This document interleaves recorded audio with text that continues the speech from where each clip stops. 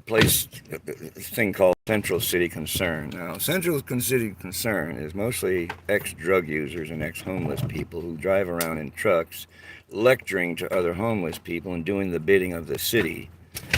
And me and my son are having a great deal of difficulty with personal relationship kind of thing, you know.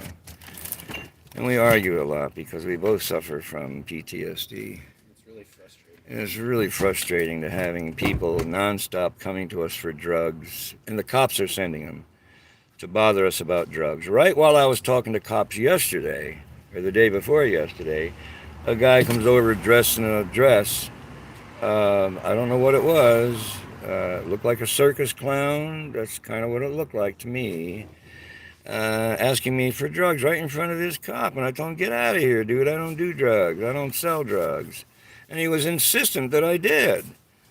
Now, this is what's going on here. This one main cop, the one that's in the video called Alien Shapeshifter Cop, right? Okay, that cop right there is the one who's directing all of the shit that's happening to us. He goes around to stores and talks to people and tells them not to let us.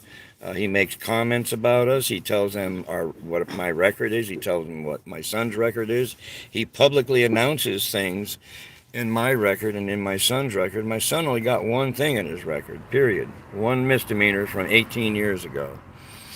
And they're trying to make a big friggin' deal out of that one misdemeanor 18 years ago. Okay? And they won't leave us alone because they know we have a righteous lawsuit and we're charging them with kidnapping. They kidnapped both of us without a warrant for our arrest or anything and drove us miles away from where we were staying at and turned us loose on other people and made other people responsible for me.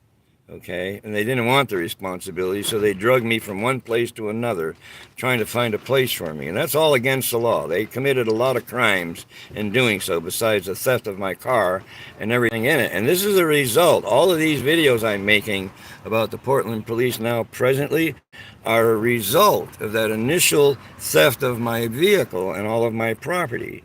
And all of the police contacts we've had were the result of other people screwing with us mostly and antagonizing us. And once you've gotten antagonized with the buttons they push, you know, post-traumatic stress disorder, people who have that have panic buttons that get pushed on them. You know, and then they start panicking. Well, that happens to me a lot, and my son too. And the city is taking it, the cops are taking advantage of that. It's a psychological tool they use on people, okay? They're using it on me and my son right now. They're sending people over to ask us for drugs. My son got assaulted, got 2 ribs broken, got banged in his back with a 2x4. And he has people trying to pick fights with him all the time. They don't really want to fight with him. They just want to appear as though they're picking a fight with him, but they're not. They don't want him to hit them.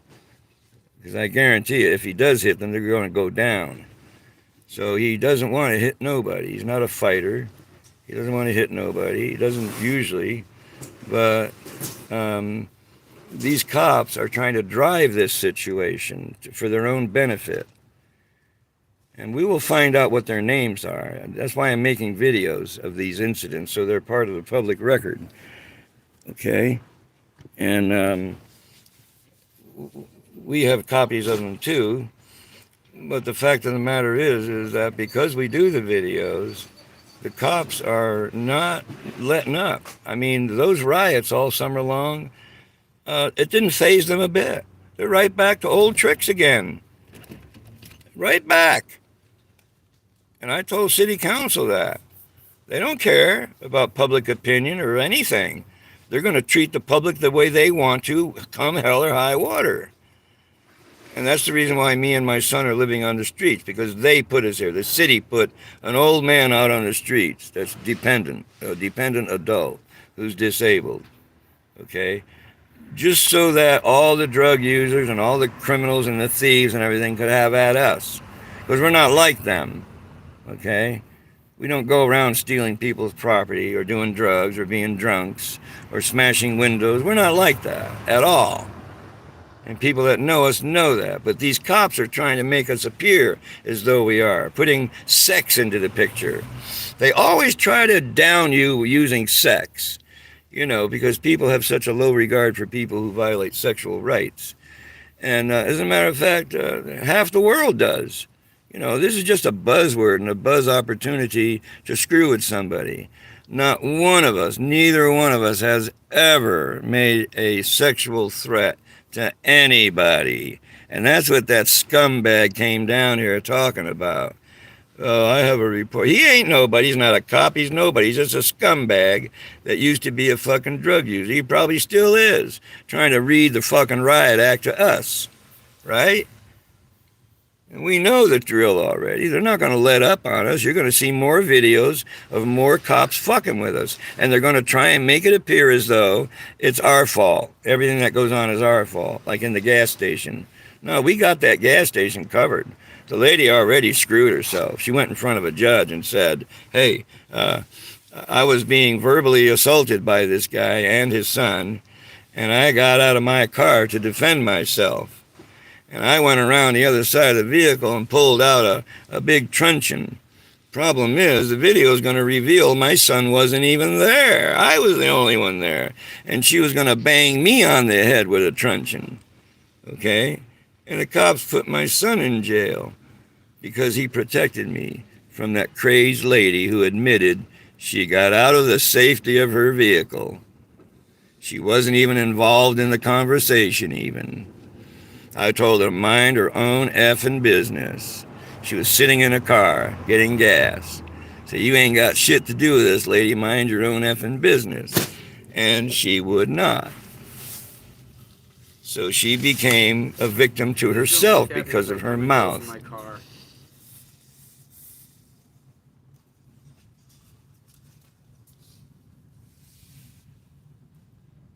In any event, we have people all around us who are strange people. I mean, they won't help you, but they'll do every friggin' thing they can to hinder you. Like this one lady that lives across the street. She don't want anybody to look at her when she goes back and forth to her car. And I suggested she should put a fucking bag on top of herself, and that way nobody can see her. Because you can't go around asking people to close their eyes to suit your fat ass. Okay? And that's the whole... I don't give a fuck about these people. They're nothing to me. So I can talk about them that way. Because all they do is create trouble. They're not trying to help anybody. They're trying to hurt somebody. They're trying to hinder somebody. Somebody that's already vulnerable. You know? Born in the neighborhood. And they don't realize that we've lived in this neighborhood for 45 years, practically.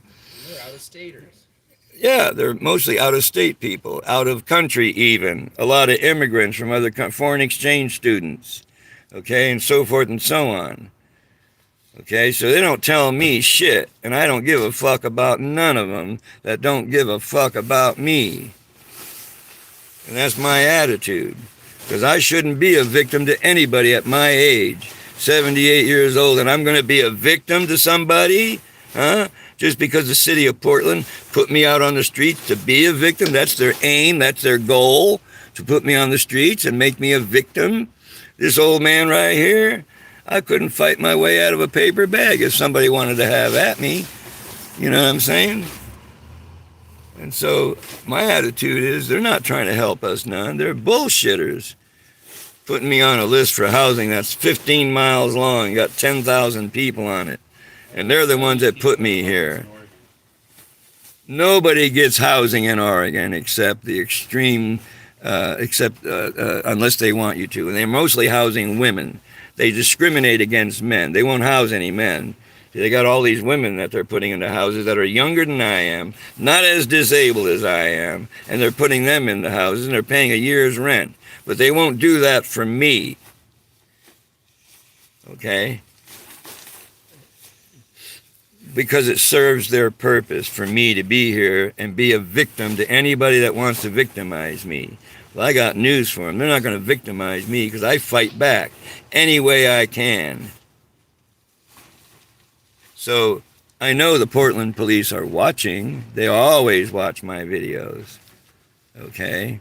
So, I'm telling you, folks, when you come, you're going to be on camera, and we're going to show the world what you're doing and how you're treating the disabled and the elderly. I'm a senior citizen, 78 years old, and this is how they treat me. They don't care about me one iota. All they care about is their own fucking selves. That's why they took the car on me illegally. They don't care about the law here in Portland. They don't give a shit about the law. They just take your shit on you, and then you fight to get it back. And they'll make you fight to get it back because they want it. They want to keep it. They want to sell it. The detective that took it, Detective Matthew Brown, he wants my car. He told me he wants my car. He told my son he wants my car. He wants it for his own personal use. Now, that's really outrageous for him to say that publicly, and then I don't get my car back for 6 months. No, that's bullshit. Everybody knows it is, and they're pretending like, oh, we're investigating a crime. There ain't no crime going on here except the ones they committed, the kidnap on me and my son. That sent us both into PTSD disassociation. We've been disassociated now for months. Months. We're not ourselves. For months. It's hard to come back from that when the abuse continues on and on and on and on. Okay? It's hard to come back. You got to have a reason to come back. And right now, there is no reason. We're fighting for our lives out here, whether you know it or not. And all you people that live in houses and feel all comfortable with the way things are, this could happen to you in the wink of a friggin' eye. Okay? You could be a victim to the same damn thing as the economy gets worse and worse and worse. And you can remember when you're laying out on the street under a blanket how you treated somebody else who was in the same position one time. And you were not nice to them. So when the shit hits the fan, people, and it's gonna hit the fan, you better wait and see, because it's gonna. There's going to be people without food and water all over the place because that's the way they want it. And they're going to get their way come hell or high water. They don't care how many people they injure or hurt. They don't care. They're going to get their way no matter what. That's why they go to war. Send the children. And whenever they can't get their way, whenever the things are looking bad for them, they start a friggin' war like Biden's trying to do right now. Start a fucking war to kill off all the young men in this country. And leave all these women with no husbands and nobody to father their babies. That's what this is about, a never-ending war. That's what we've had for the last 50, 60 years. Never-ending friggin' war, one right after another. And this is another war on the people. This is a war on the people they're waging. People who want the government to be accountable. People that want the police to be accountable. And they're not. They're still not. They need to get rid of all of the old guard, all the cops that are beyond a certain age. That they've been working in this cop shop for years. They need to get rid of them all and bring in a new breed of police officer, the friendly ones, the ones that try to talk and reason with you instead of shoot you and kill you. When did it become fashionable to murder citizens? I'll tell you when. Kent State University. I never forgot that. I don't forget things like that. I was shocked that they were shooting students for occupying a building. A sad day in this country. And it's gonna happen again. You just wait and see. And the Portland Police Department is not done yet. Wait and see what they're gonna do in the future. I know. Trust me.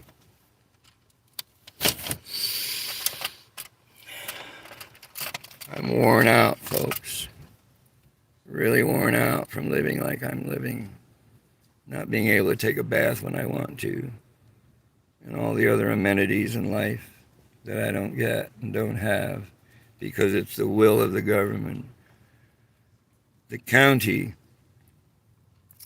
the county, Multnomah County, state of Oregon, they're the ones that put me out on the street to begin with, into my car, out of an adult foster care home, because I complained to the police and to the authorities about the abuse that was going on there. And I got evicted for that, retaliatory eviction. During COVID, who cares? Even though it was illegal to do all that. Okay? I still got evicted into my car. It was illegal to put a dependent adult out into the fucking street. They did it anyway, and they did it again when they took my car, the police. So they went from bad to worse. They went from in the frying pan to out into the fire. And they don't traditionally stop when they do shit like this. They just keep right on going. They go deeper and deeper and deeper because they're the government and they figure they can get you to give in. Because they got all the power and they got all the authority. Not until it kills me. And it very well may kill me. But this is a crusade for a purpose, not like the Catholic Church. Their crusade was full of shit, murdering all those people in Arab countries. Women and children, too. They didn't care, just like they don't care now. The Catholic Church don't give not one iota worth of shit because they know I'm getting ready to get a few $1 million off of them. My case has been settled in New York, and they're going to have to pay me millions.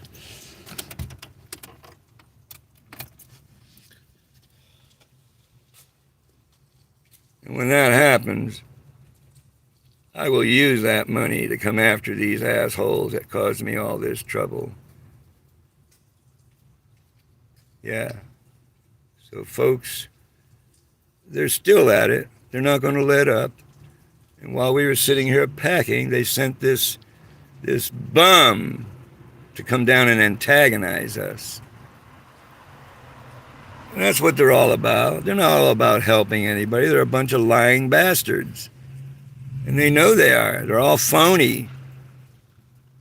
Publicly, oh yeah, I'm going to help you. No way, I'll take care of things. City council members, you know.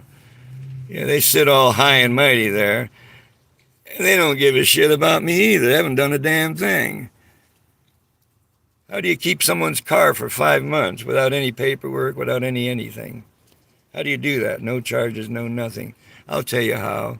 They bullshit their way through it. They tell you, oh, I'm still working on this investigation. I'm scouring the computer for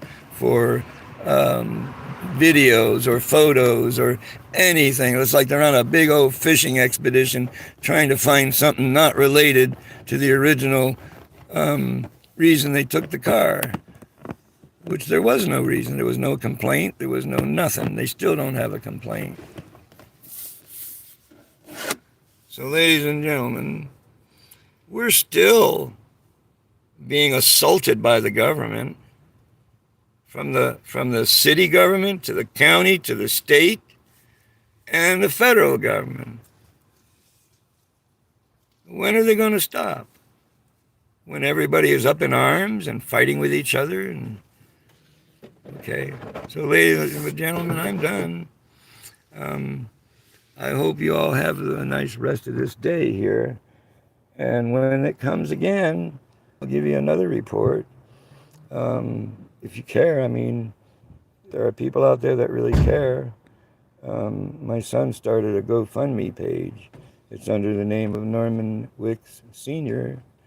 And it will help us until I get this money from my settlement. It will help us to I already got a car. But I paid for that myself, and I'm hoping that somebody will help out with some other needs, if they would. Anyway, y'all have a nice time out there, and a nice day here in Portland, nice and hot day. And we've packed up all of our stuff pretty much. You can see the tent over there. I guess you can see it, maybe. I don't know. We packed it all up and we're getting ready to get out of here. So I'll catch you all later. Bye.